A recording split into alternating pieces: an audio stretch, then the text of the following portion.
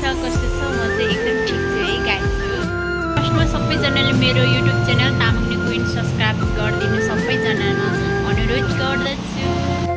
Vlog बनाउँदाखेरि कसरी बोल्ने कसरी के गर्ने भनेर त्यो भिडियोहरू एडिट गर्न पनि आउँदैन, तर पनि मलाई चाहिँ अब आफूलाई इन्ट्रेस्ट लाग्यो, त्यही भएर त्यो एडिट गर्न नआए पनि भिडियोहरू हालिराख्छु भनेर हो।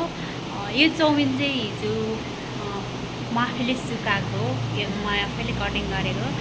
बनाउनु चाहिँ हाम्रो मेसिनमा चाहिँ दाइले बनाउनु भएको। धेरै टाइमपछि म मेरो दाइकोमा आएको थिएँ।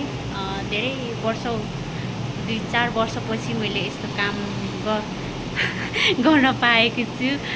पहिला पनि मैले यो चाउमिन कारखानामा काम गरेको, त्यही भएर मलाई चाहिँ यो कामहरू चाहिँ एक्ज्याक्टली थाहा नै छ।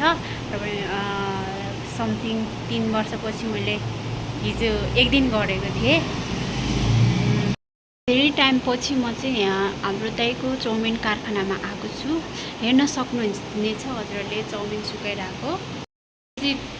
बेल्ने मेसिन भयो होइन, अनि यो चाहिँ पिठो हुने मेसिन हो।